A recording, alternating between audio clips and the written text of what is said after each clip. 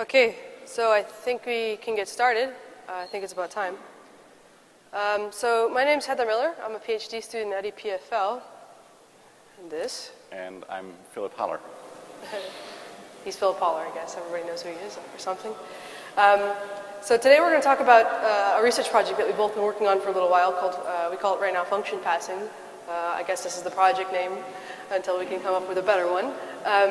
But it's all about doing sort of more functional, better typed distributed programming.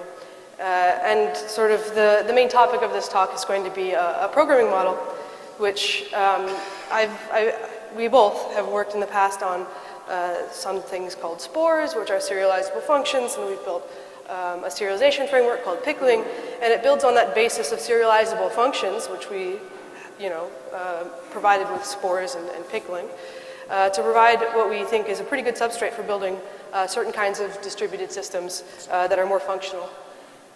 So what are some examples for these? Well, okay, so you'll see we're going to use Spark as sort of some motivation, but it doesn't have to be a programming model like Spark. So Spark is like a distributed collections abstraction. So the goal is basically to simplify the design and implementation of mechanisms for things like fault tolerance, which are important when you build such distributed systems. And things like Spark get all of their performance from being able to do stuff in memory as much as possible. Ooh, feedback? Okay. And also, by introducing types throughout the stack, the idea is that it aids a little bit in debugging. And we think that our model is quite a nice sort of clean functional model that also has the added benefit of being stateless. So things like fault tolerance kind of fall out naturally and become a little bit easier. Sounds good to me. Let's see how it. So I have to give a disclaimer before we go any further that this is all a research project. Actually, I've given a talk about it before, and even some of the details of that I've presented previously have changed. Some of the primitives have changed because, as I say, this is a research project. We're discovering certain aspects of the design might need to change. It's all sort of fluctuating. We have a paper draft up at the moment. It's at this URL if you ever actually want to have a look at more detail. And so, yeah, none of this is set in stone, and I have to thank Databricks for letting me spend about half time working on this for several months. So, yeah. Okay, so let's have a look at sort of the idea behind this programming model. So we're actually, well, this is not supposed to be a new concurrency model, let's say. It's more about working with distributed data in a kind of principled way. And but you can still, on a high level, you can think of it as kind of inverting the actor model in the sense that in actors, we have these processes that have behavior and can also be stateful. They don't have to be, but they can be. And typically, these actors, they are stationary, right? We're only sending around references to actors, although with clustering, this is most likely going to change at some point, right? So we still want to probably, migrate actors potentially, right? But sort of on a high level, you can think of this model that we're going to present to you as a kind of an inversion of this actor model. So how does this look like? Well, as I told you already, right, actors encapsulate state and behavior. They're typically stationary, and we exchange data and also commands through asynchronous messaging. So they encapsulate state, right? So usually you have some kind of message handler for figuring out how to do stuff with such state, and you pass around asynchronously data and commands via this asynchronous messaging, right? Right. So now, how does this new model look like? Well, maybe you want to introduce that, or? Yeah, sure. So, if one is sort of stationary, you're passing data around and you keep your functionality stationary. The opposite is sort of being completely stateless, leaving your data all over the place, let it stay immutable, and you pass your functionality around. So you do sort of transformations upon immutable data, and instead of passing around data, you're passing around functions that do those transformations asynchronously via asynchronous messaging. Right. So, well, just to summarize, the key point here is actually to work with distributed data in a functional way So we're actually using a persistent data structure that we're going to show you in more detail later, and and kind of focus on stateless computing. Maybe one thing to point out is that whenever you try to come up with a new way to work with distributed data, it's good to look back and find out which principles have worked well in the past. So this is an interesting technical note from people from the former Sun Labs about things you should and should not do when you do distributed computing. So in particular, you shouldn't try to hide latency and partial failure, right? Those are some of the things. And it's actually quite detailed note, and there's a lot of wisdom in there in this whole field. So maybe just to, the bottom line is that, of course, we're pretty well aware. So the whole point is that we actually just take some of these well-known principles and be informed by them, right, when designing this model. So I think one sort of key point is that we don't, so one thing that this paper talks about a lot is not to hide communication, not to disguise latency with a programming model. And the model that we're going to present to you today does not do that, which is kind of a nice feature. So what does it look like? We have a nice little illustration of it in a second, but first there are two concepts to hold on to throughout the illustration. One, as I mentioned, we have this, it's focused on this idea of data being stationary and immutable and sort of distributed around. And the other idea is that you have these functions that you can pass around, so you want to move your functionality to this distributed data that's immutable. So there are these two sort of concepts that are central to this model. We call the data that stays where it is silos, and we call the functions that we move around spores. So let's first talk about silos. What are silos? So silos are actually, maybe you can talk about silos. Sure. So basically, so we have rehearsed this really well, as you can tell.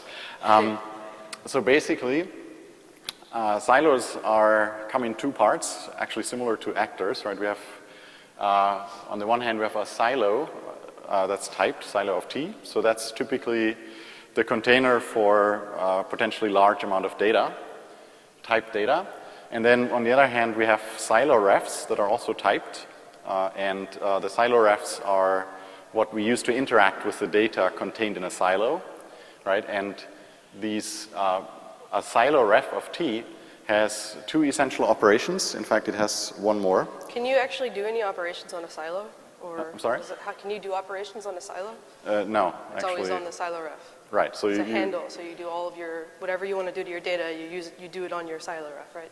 That's right. So the silo is completely hidden from the programmer, It exists somewhere, but you can't touch it.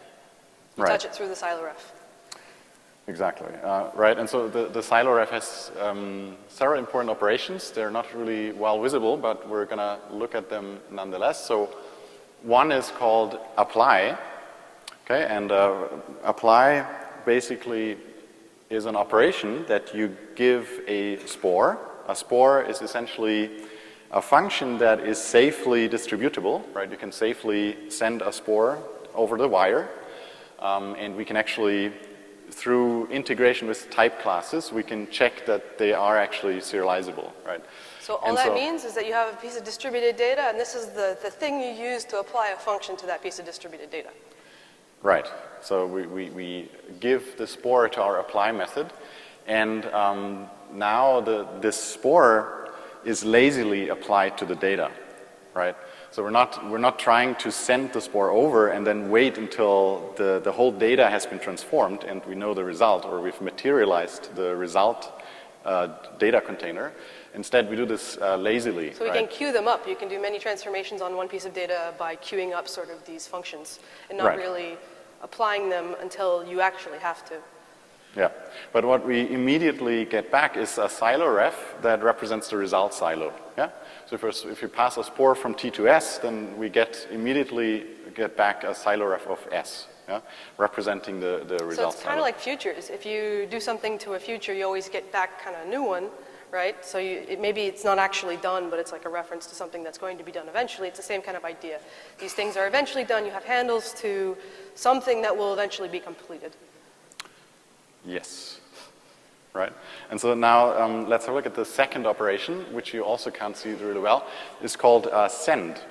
And send basically is now not lazy, but it's eager. So send will say, okay, well, I have the task to now materialize the result silo. So I eagerly have to send all these spores that I need to materialize the result silo. So I have to send them over the wire and actually if they are not already there, right? And I have to make sure the computation is kicked off to materialize the result silo. And what I get back is a future for the result value. So typically what you want to do is to reduce maybe the data that's in a silo until you have a small result. And that small result you want to transfer to the node that has the silo ref, right? And we can retrieve that using a future, right? So everything is asynchronous, right? The local coordination of asynchronous activity and also the computation graphs, the way we apply them lazily to our data. So just to give you a quick picture now of what this model looks like, it doesn't really matter what we're actually going to do with this. It's just to give you some visual sort of intuition about kind of what happens. So let's just say that on one machine you have a silo ref, right, which points to some distributed data that you've created somewhere. And it's this silo of T thing here on the left-hand side. Nope, not going to work. On the left-hand side. So you have this handle, the silo ref thing, right? And now let's just say, don't worry about the code, I just apply a function to this silo ref thing. I use this applying the send primitive that we just showed you. It sends a function over the wire on the machine that you sort of are that you're thinking on. You get back another silo ref. So if I applied a function, I just showed you a function from T to S, right? I get back then a new silo ref of type S, right? And what happens is, I can do more things to it. I can do whatever I want to that silo ref of S. Over time, eventually, this a new silo of S is going to be created elsewhere on the same machine where sort of the original silo of T is, and eventually, basically this silo ref of S points to the silo of S that eventually gets materialized. So you can keep on sort of queuing up operations on your silo ref of S. When the silo S gets materialized eventually, all of those operations will sort of be sent over the wire kind of asynchronously, and it'll be handled for you. And another sort of point to hold on to is that you can also have many. This isn't like a master-slave sort of scenario. You can have many silos on different machines. You can have silo refs mixed on both sides on many machines. It's not like a topology where you have masters and workers. It can be very much peer-to-peer as well. All right, so let's have a look at the second abstraction that we use in this model, which is spores. Some of you might have seen them already. So spores are essentially well-behaved closures. Yeah. With closures, you can easily get into all kinds of trouble if you use them in a concurrent setting, but also in a distributed setting, right? If you read the Spark mailing lists, people report that, they get a not serializable exception because they're capturing something in their closures, right? That's not serializable. So spores are there to kind of give us a handle to better check closures and enforce certain properties. So what do spores look like? Well, they have a marker. This is also a longhand version, by the way. They don't always have to look like this. This is just sort of so you can understand like how they are, and then we'll show you how we can shorten them. So you might be like, this is horrible, but just a second, we'll show you a prettier example. Well, it looks fine to me, but yeah. Okay. So basically, what we do is we have this spore marker, right? And then we have two parts here. The first part is the spore header, which is not header, but header, which is a list of value definitions, right? Val defs. So in this case, just one value. And these are the things that we're capturing, right? So it's an explicit definition of the environment of our spore. And then the second part is actually a normal closure, right? A regular closure.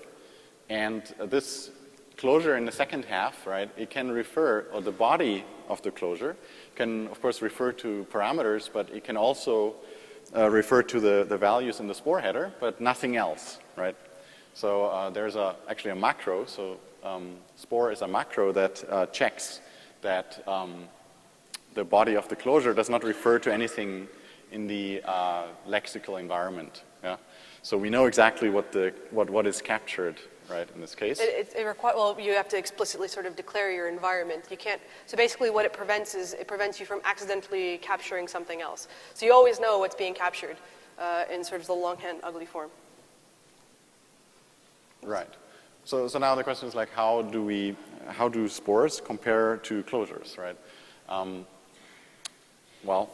That's kind of summarizing what I just said. Basically, the spore header, what's nice about the spore header is it contains all the expressions that we evaluate when we create the spore, right?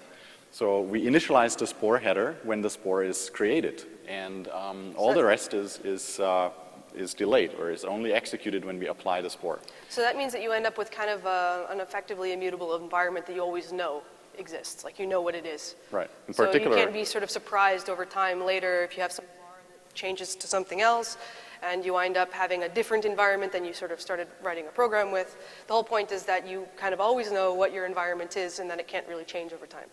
In particular, we also know the types of all the things that we capture, right? For each value in the header, we know the type, so we can actually make use of this type information to generate serialization code that is type specific, right? So then you have a serializable closure. Isn't that nice? Indeed. So now one thing is, of course, you know, how do we evaluate a spore? Like, what's the behavior, the runtime behavior of a spore? So the main point is that we don't actually do any kind of crazy transformation that changes how things get evaluated. You always just think about these things sort of as the same as if they didn't have this spore marker on the previous slide over here. So if I just remove that spore thing, it's just a block, it's a closure, right? The evaluation semantics are exactly the same. So the whole point that I'd like you all to sort of hold on to is that we don't change how things get evaluated at all. It stays sort of the same. It just requires you to always sort of know what your environment is and to initialize it in advance. And right. Yeah, what's nice is that actually the connection between spores and closures goes even further than that. So, for example, if we write a function literal, a regular lambda expression, then sometimes we can convert that automatically to a spore. For example, if I have a lambda expression that does not capture anything, then we can trivially convert that to a spore implicitly. And then, that's an implicit conversion, so we can use... so they get less ugly. Right, we don't need special syntax either. Yeah. Okay. So spores, right, what's the benefit? Well, we have this nice environment that's declared explicitly. We have we evaluate this at spore creation time. We know the types, and in fact, we can enforce that for all the types that we capture, we have a given type class, let's say, that these types have to provide a type class instance for. And one of these type classes that we're going to make use of is Pickler, right?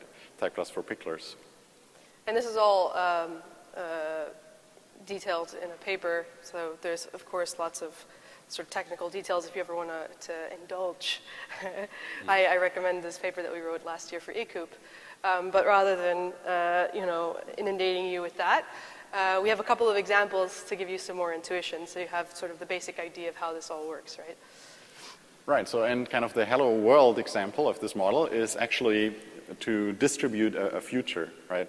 And what I mean by that is that if you consider a normal future, right, what you do is you kick off some asynchronous computation locally, right? And asynchronously the future will be evaluated to some result that you can retrieve in various ways.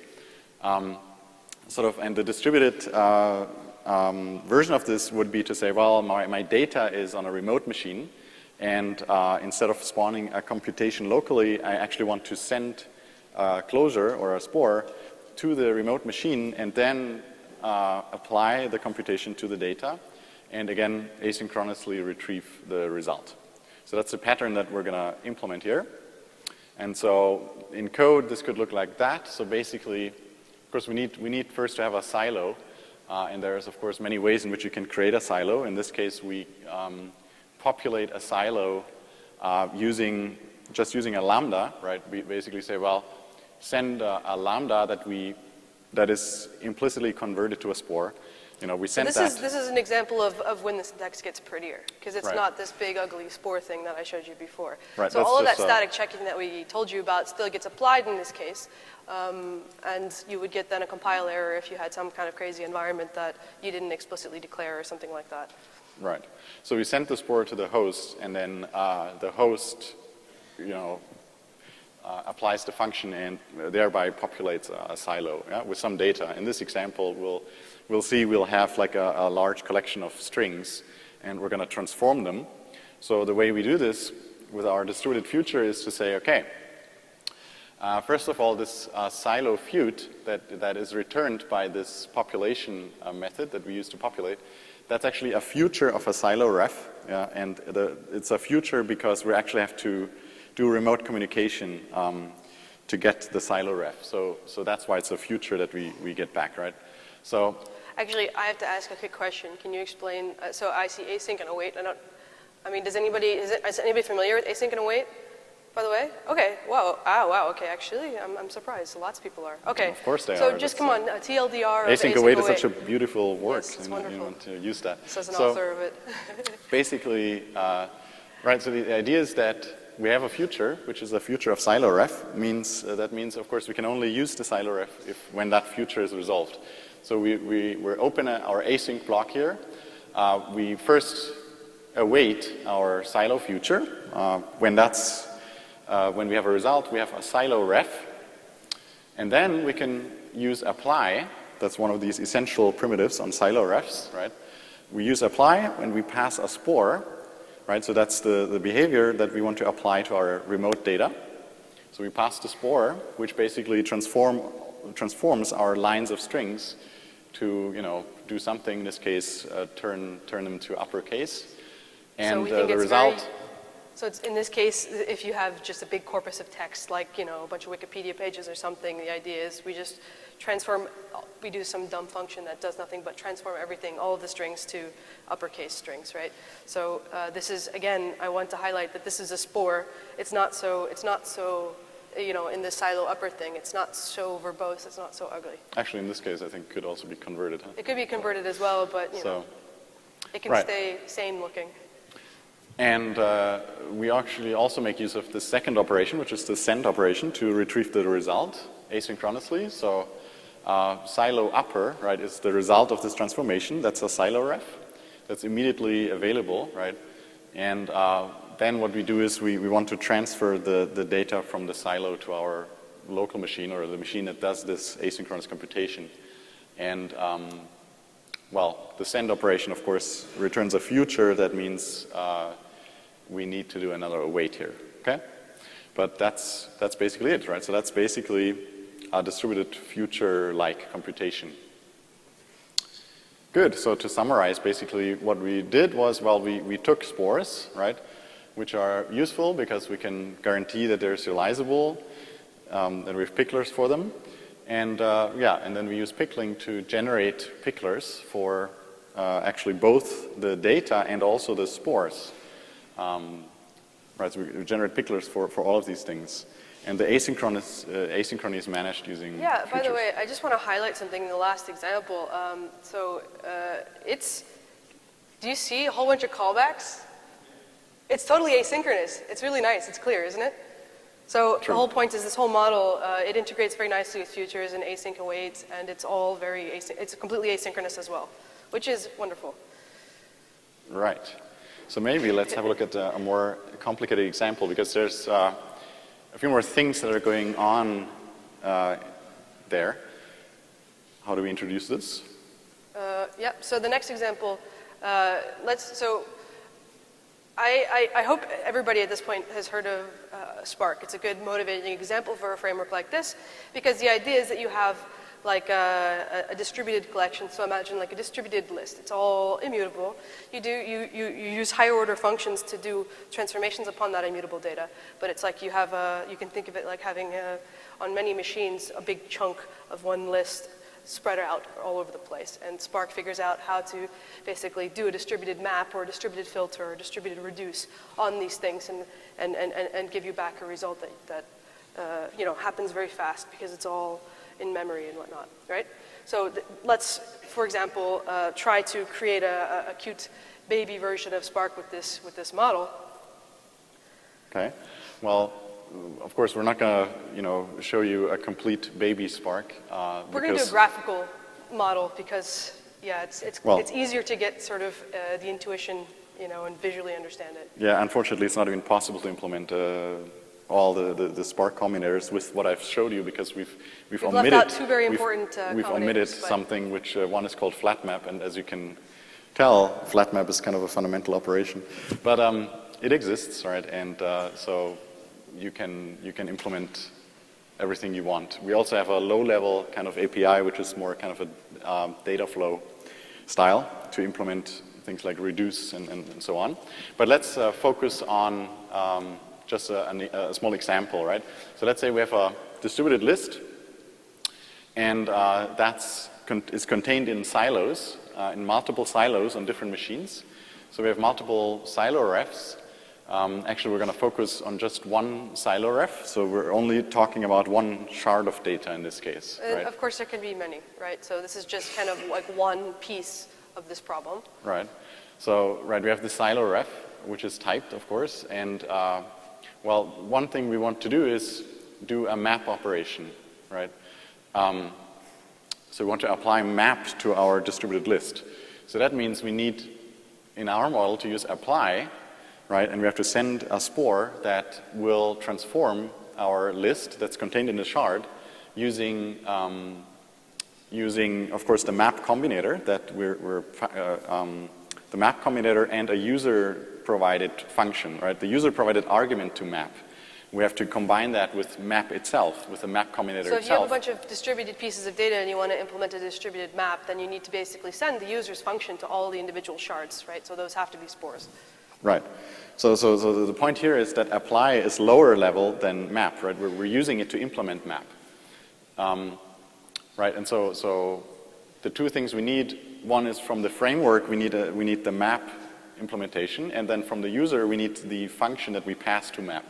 And we just compose them, and the composition, right, the spore. Compositions of two functions, so the map function would be implemented also as a spore. Right, and so then the result is a composed spore that we pass to apply.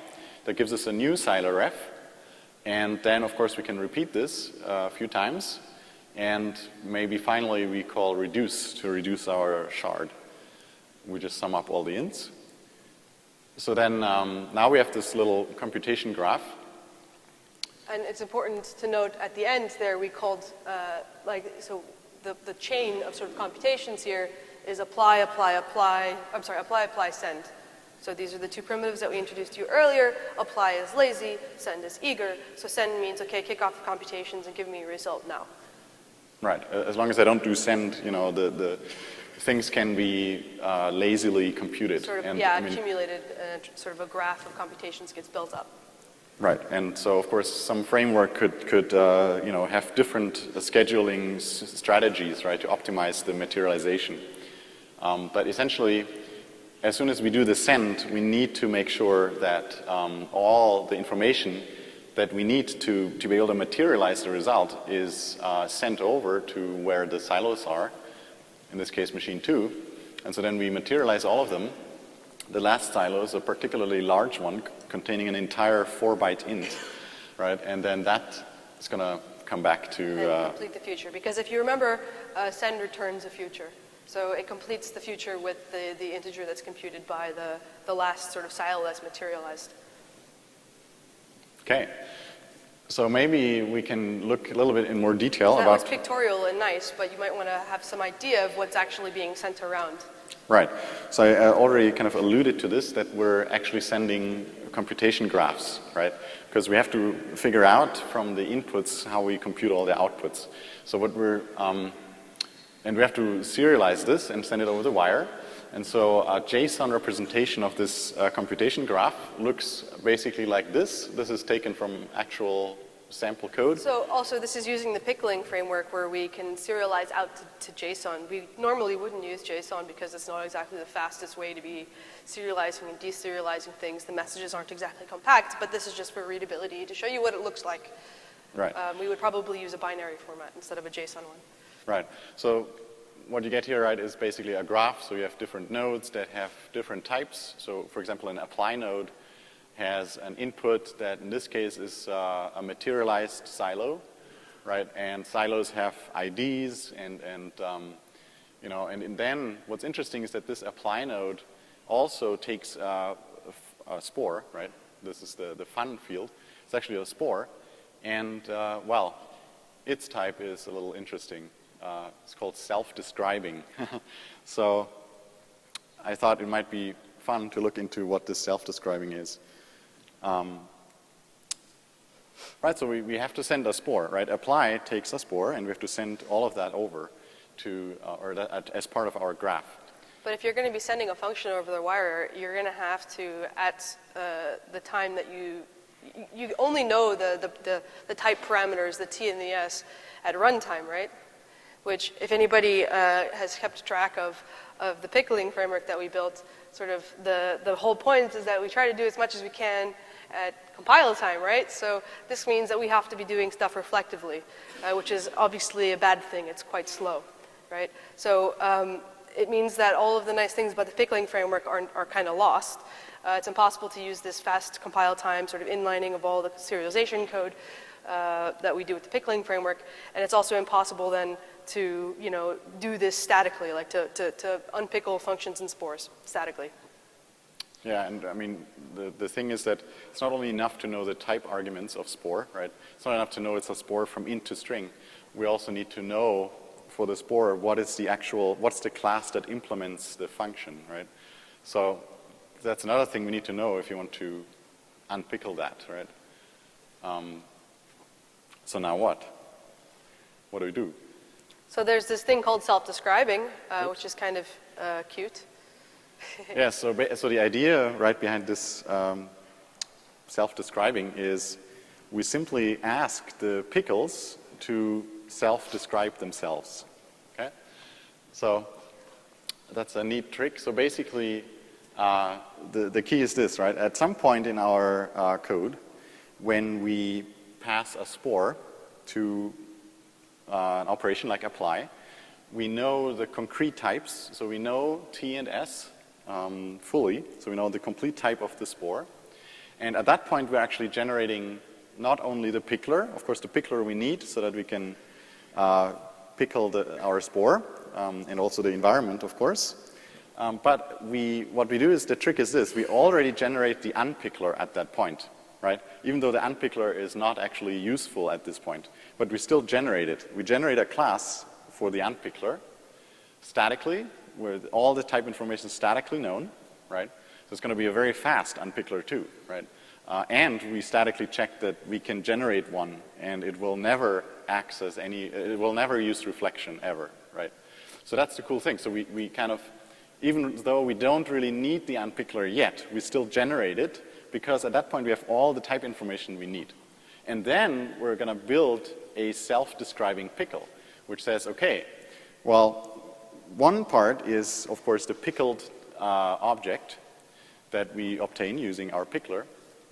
So that could be a byte array or something else, or JSON. But then we also include the fully qualified name of the unpickler class, right? And that's cool, because then we know how to get back to the unpickler that's completely type specialized, statically generated for that particular type of spore, right? Or anything else, right? It doesn't have to be a spore. Okay, so in code, how does this look like? Well, so we have this, let's say we have a send method, right? That's generic, and it wants to pickle a message. So, of course, it requires a pickler. But the trick is to now also require an unpickler. at the same time, right? And so we obtain. So when we actually invoke this method with a concrete type, let's say a concrete spore type, right? We obtain both the pickler and the unpickler, right? And these are actually generated. We know that from our spore picklers. And well, then we can essentially create a little package, right?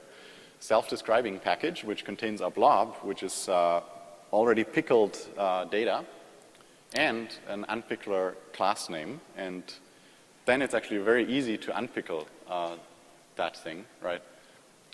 All we need to do is instantiate our unpickler and unpickle the blob. So the benefit here is that if you end up, for some reason, losing a little bit of type information, this is a way to try and get it back statically. That's right. Which actually happens quite a lot. So the principal complaint of the serialization framework that we've had is that it secretly falls back to runtime reflection because the user didn't give concrete enough type information when you try to serialize something. So if you try to serialize something of type any, I can't statically generate I can't magically know what you're going to try and serialize and generate that for you, right? I don't have enough type information to do something like that. So this is a middle ground, a way to when there's not always enough information given to sort of, get around this limitation and sort of force some more type information, and to give it to the pickling framework. Right. Even cooler is if you combine this with we have a flag, or basically you can use a special import with pickling that will check that all the picklers that are used and generated don't use reflection. So you can be sure that it's all statically. You get a compile time error if reflection happens, right, or will happen, basically. And of course that still works together with this thing, right? So I guess we're now going to switch gears a bit. So I guess you got some details of sort of what this thing looks like, how it works a little bit. And earlier I mentioned in the beginning when we went through the motivation, well, how does this help with fault tolerance? And the idea here is that by design, this framework makes it easier to reconstruct data that gets lost, because everything is sort of implemented as so first of all, the silos and silo refs are actually then a persistent data structure, so they're just a tree of transformations, right? And you have some, assuming that your original piece of data is persistent somewhere, you have then only a tree of transformations that you do to that, and that's effectively just a persistent data structure, all the transformations that you do. And this sort of transformation or tree of transformations is just a lineage. Lineages exist in databases, they exist in Spark. It's how Spark is fault tolerant. So this persistent data structure gives you this lineage, which you can then, because it's all made of spores and whatnot, you can all easily serialize it. You can either send it to another machine if you'd like, or you can serialize it to disk in order to recover, if that's how you choose to recover. There are some, we have some fault recovery strategies and ways to detect faults. More details are in this paper that I sort of gave a link to at the beginning of the presentation. If you'd like to learn more, you could always just Google one of us and you'll find the paper that way. But there's a number of sort of fault handling strategies that we go into detail in the paper. Right, so maybe let's look at the status.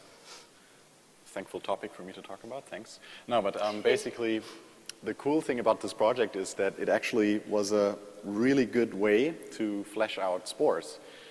Some of you may have tried to use Spores in the past and they maybe didn't work completely, and that's mostly because up until February we had kind of a limited prototype, let's say, let's put it that way.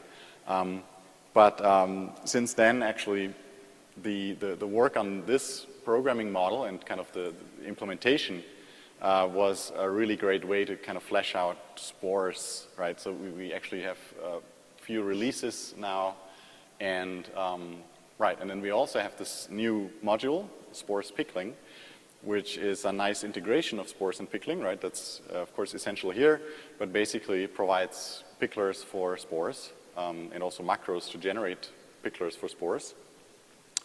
And then, of course, for Spores, we also have a specification. And what's interesting is that the work on this programming model actually gave us a lot of experience implementing Spores and also, well, trying to, integrate Spores with other things like pickling and so on.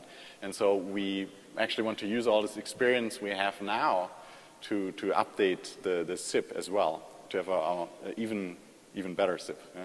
So that's actually a pretty nice. Good. Well, to summarize, I guess, what have we seen? Well, we've seen elements of this programming model. One is silos that contain the data that we have. And we actually have this persistent data structure. Persistent in a sense of functional programming, right? Meaning that we don't do in-place updates ever, right? Instead, we build a lineage that, as Heather explained, we can persist, persist the transformations, persist the lineage and so on, use that for fault recovery. Right, and so well, we hope that this is actually a useful substrate to build interesting systems on top of it. And of course, one interesting bit is to explore how to implement fault recovery mechanisms, right? And we think, and we have also some theoretical work that shows that we can do really nice things with these lineages. But there's more work to be done in practice to kind of evaluate this, right? Maybe you want to conclude?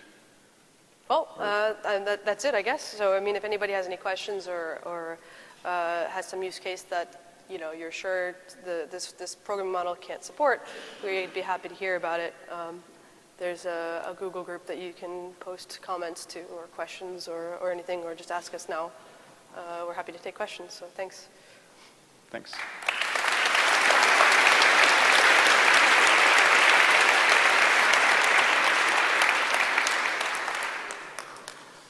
I have a question. If I understand correctly, the data in the silo is not changed. It's simply transformed by the spores you send. How would you change the data in the silo? Because initially you need to have some data there. So how does the data come there? Well, I mean, there are many different ways in which you can construct a silo. I mean, it's all about populate or creating a silo from something, right? And typically, you probably want to load data from a distributed file system, let's say, right? And or programmatically populate a silo, as I've shown. So we have an API for for putting things into a silo, and we showed an example where there was something that takes a function which explains how to get the data in. Right. The function you pass to this method to populate a silo, of course, that could access some distributed file system, let's say, and load a whole bunch of data into the silo, right? But there's for sure a work to be done to make this convenient, right? So in that self-describing trick you shown, how do you share the unpickler bytecode across the cluster when you have to? Right. Oh, that's a good question. So we assume the same class files in all the machines. Oh. So we're not doing hot swapping. Okay. So, but that's actually a rather common, way of doing things, right? I mean, you distribute the same jar across the network, and then you yes, but if you have multiple clients with different class paths, they would maybe want to use the same cluster, right? You could imagine having. One more time? If you have, you could have multiple clients with different class paths, and they might want to access the same cluster.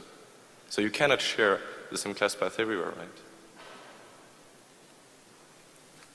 Yeah, I guess that's anyway. that's a more advanced usage, let's say, right, of this thing. So, but Spark could be used that way, right? And not as far as I know. Okay. I mean, you can use whatever cluster managers that Spores runs on top of that way, right? But I see. But I think Spark by default just distributes the same jar all over the place. Okay, I didn't. Right. Thank you. But that's of course a nice extension, right? That would be a nice extension. Okay, I wanted to thank you for this solution. It's pretty good. We have one pretty use case in our company. We are using Leaf framework. It's for web. And we actually use it at the beginning with several nodes in a cluster. They're exactly the same. It's the same class path. It's the same. It's just perfect for this solution. But the problem is that they have functions that are only existent locally. So with this solution, it's pretty amazing. I'm looking forward to apply it. I hope it works. So thank you. Yeah, that sounds great. Thanks.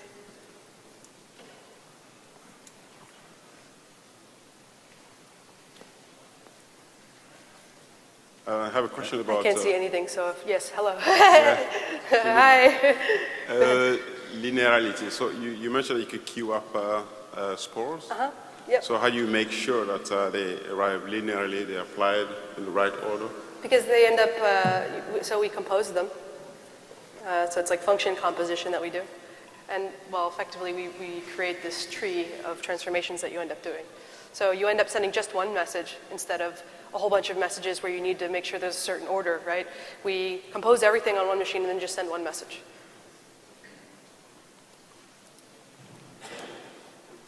I have a small question. I was wondering how you garbage collect the silos on the server. Yeah, so at the moment we don't do anything special. It's sort of the same idea where in a system like Spark you don't want to be, so Spark of course does, like, I forget what, the least recently used policy for throwing things out of memory. We don't do anything like that right now. We're just exploring a programming model to build such things on top of. But the idea is that if you're going to be doing a lot of transformations on this data, you should keep track of how many sort of replicas of this data that you end up creating. So you can basically optimize away intermediate data structures by composing these functions together, right? So instead of doing like a map and then you actually materialize the intermediate data structure and then you do a filter on that, you can compose these functions together and basically do like a filter. So you can get rid of these intermediate data structures just using the programming model as it is right now. So we're at a lower level where the idea is perhaps you could build something like this that might do some sort of more intelligent, like controlling how much memory, throwing things out of memory, stuff like this. But that's not our goal right now. But it's a very good. It's a good point. Yeah, thanks for bringing it up. And yeah, I guess the one answer is the fact that you can actually use a cache behind the scenes to not needing to have all the data in memory all the time. That's what Spark does, for example. Yeah. But there could be more. There could be even better ways to do it. But that's also kind of exploration right now. So. Do you have a way to sort of protect against someone sending a function which sort of gets into an infinite loop or does something stupid like that? No, we don't do any sort of like checking exactly what the function does. We keep track of what you're sending around. There are some rules sometimes if you choose to use the more interesting version of Spores, which would prevent you from composing together certain functions and whatnot, but we don't do any sort of like effect checking or anything on the actual functions themselves. But I think our session is officially over, so thank you everybody for coming. The lights indicate that it's time for me.